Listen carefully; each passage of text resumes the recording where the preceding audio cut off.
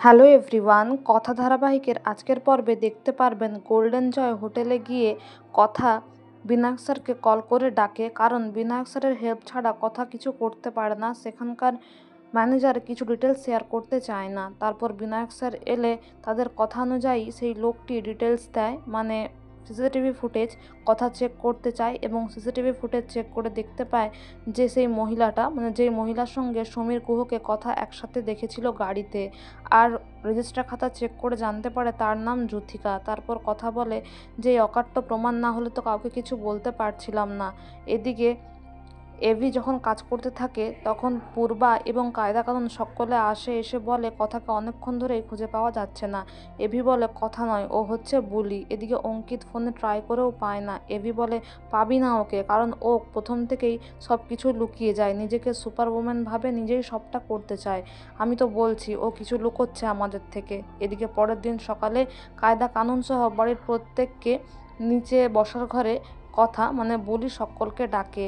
আর AV বলে যে সমীর গুহর কোনো ব্যাপারে সে থাকতে চায় না, কিন্তু কথা বলে যে আপনাকে থাকতে হবেই ভালো সাহেব। এদিকে সবাই অপেক্ষা করে যে কিসের জন্যই বা বুলি সবাইকে ডেকে পাঠিয়েছে। তখন দেখে যুথিকা নামক মহিলাটি আসে, মানে কথা যেহেতু ডেকে পাঠায় তাই সে আসে। যুথিকাকে দেখে সমীর গুহ তো অবাক হয়ে যায় যে কেন এসছে, কে ডেকে পাঠিয়েছে।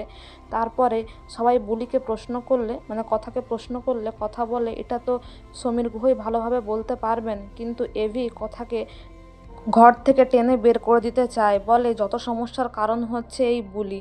তখন যুথিকা বলে ওকে বাড়ি থেকে বের করে দিতে পারলেও আমাকে বের করতে পারবে না, কারণ যুথিকা জানিয়ে দেয় যে ও সমীর গুহর বিয়ে করা দ্বিতীয় স্ত্রী। এই কথাটা শুনে সঞ্চিতা তো মাথা ঘুরিয়ে পড়ে যায়, অজ্ঞান হয়ে যায়। এভি তখন বলে এইচওএফ আপনি বিচার করুন, একবার তো আমার মায়ের সম্বন্ধে কত কিছুই বলেছিলেন, এবার আপনার ছেলের সম্বন্ধে সবটা শুনলেন তো কী সিদ্ধান্ত নেবেন আমিও দেখতে চাই। এদিকে সমীর গুহকেও প্রশ্ন করে এভি। এভি বলে আমি এখন বুঝতে পারছি কেন আপনি আমার মাকে খুঁজতে চাননি। সমীর গুহ তো কোনো প্রশ্নেরই উত্তর দিতে চায় না। এদিকে কর্তাদিদা এসে বলে দেখো আমি জানি না তুমি কেনই বা এখানে এসেছো। তো বন্ধুরা, আগামী পর্বে কথাকলি কী প্রমাণ করবে জানতে অবশ্যই আমাদের সঙ্গে যুক্ত থাকুন। Thank you so much everyone for watching the video.